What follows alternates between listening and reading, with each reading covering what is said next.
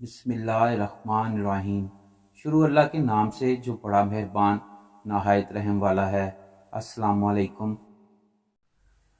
مسلمان رومیوں کے ساتھ مختلف محاذوں پر برسر پیکار تھے۔ یہ اس زمانے کی بات ہے جب اسلام تیزی سے پھیل رہا تھا۔ مجاہدین کی صفوں میں ایک بدبخت عبدہ بن عبد الرحیم کا نام شامل بھی تھا۔ اس نے قرآن پاک یاد کر رکھا تھا، خوبصورت آواز میں تلاوت بھی کرتا تھا۔ مسلمانوں نے روم کے کسی شہر کا محاصرہ کر رکھا تھا۔ شہر فتح نہیں ہو رہا تھا۔ اچانک عبدہ کی نظر ایک خوبصورت لڑکی پر پڑی۔ یہ لڑکی بھی دیگر عورتوں کے ساتھ قلعے میں محصور تھی۔ وہ اپنی ذمہ داری بھول کر اس لڑکی کے حصول کی جد و جہد میں مصروف ہو گیا اور اس کو پیغام بھیجا جو اس نے اس بات میں جواب دیا۔ اس نے پوچھا ملاقات کی ضرورت ہے، کیا صورت ہے؟ جواب ملا کہ اپنا مذہب چھوڑ دو اور دیوار پر چڑھ جاؤ، میں تمہیں اتار لوں گی۔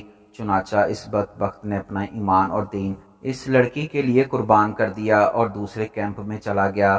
مسلمانوں کو اس وقت سانے کا پتہ چلا جب تک وہ فرار ہو چکا تھا اور اس لڑکی کے ساتھ عیش کر رہا تھا۔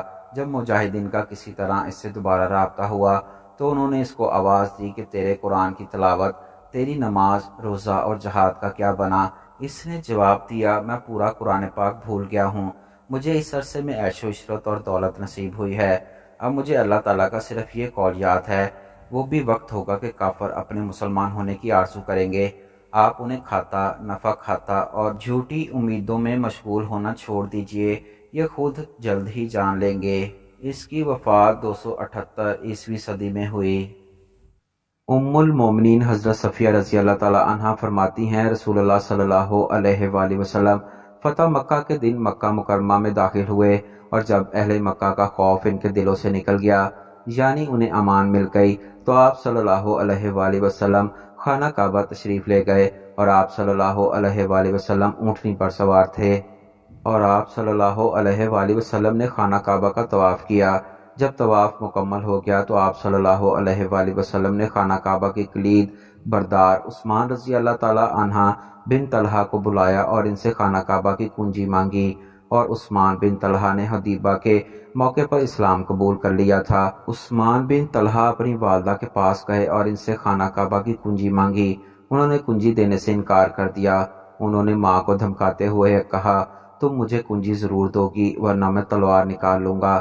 ام المومنین حضرت صفیہ رضی اللہ تعالی عنہا فرماتی ہیں، پھر عثمان بن طلحہ نے اپنی ماں سے خانہ کعبہ کی کنجی لے کر رسول اللہ صلی اللہ علیہ وآلہ وسلم کی خدمت میں حاضر ہوئے اور کنجی آپ صلی اللہ علیہ وآلہ وسلم کے حوالے کر دی۔ آپ صلی اللہ علیہ وآلہ وسلم نے خانہ کعبہ کا دروازہ کھولا اور اندر داخل ہوئے۔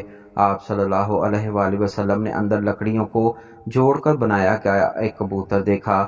آپ صلی اللہ علیہ وآلہ وسلم نے اس کبوتر کو پکڑ کر توڑ ڈالا۔ پھر آپ صلی اللہ علیہ وآلہ وسلم کعبے کے دروازے پر کھڑے ہو گئے اور اہل مکہ سر جھکائے باہر کھڑے تھے۔ آپ نے عام معافی کا اعلان کیا۔ اس موقع پر حضرت علی رضی اللہ تعالیٰ نے عرض کیا، یا رسول اللہ صلی اللہ علیہ وآلہ وسلم، حجاج کو آب زمزم پہلانے کی ذمہ داری ہماری ہے۔ آپ خانہ کعبہ کی کنجی ہمارے سپرد کر دیں تاکہ یہ شرف ہمیں حاصل ہو۔ ام المومنین حضرت صفیہ رضی اللہ تعالی عنہا فرماتی ہیں کہ رسول اللہ صلی اللہ علیہ وآلہ وسلم نے اس موقع پر بھی عدل و انصاف کا مظاہرہ کرتے ہوئے فرمایا، یہ کنجی عثمان رضی اللہ تعالی عنہ بن طلحہ کے پاس رہے گی اور ان کا خاندان عرصہ دراز سے اس کو سنبھالے ہوئے ہے۔ ام المومنین حضرت صفیہ رضی اللہ تعالی عنہا فرماتی ہیں کہ رسول اللہ صلی اللہ علیہ وآلہ وسلم نے حضرت عثمان بن طلحہ کو بلایا اور خانہ کعبہ کی کنجی ان کے حوالے کر دی، اور زمانہ جاہلیت میں آپ صلی اللہ علیہ وآلہ وسلم نے ایک مرتبہ ان سے کنجی مانگی تھی تو انہوں نے آپ صلی اللہ علیہ وآلہ وسلم کو کنجی دینے سے انکار کر دیا تھا۔ چنانچہ آپ صلی اللہ علیہ وآلہ وسلم نے کنجی دیتے ہوئے ان سے فرمایا، عثمان بن طلحہ، یہ کنجی تم رکھو گے، اور آج وفاداری اور احسان کا دن ہے۔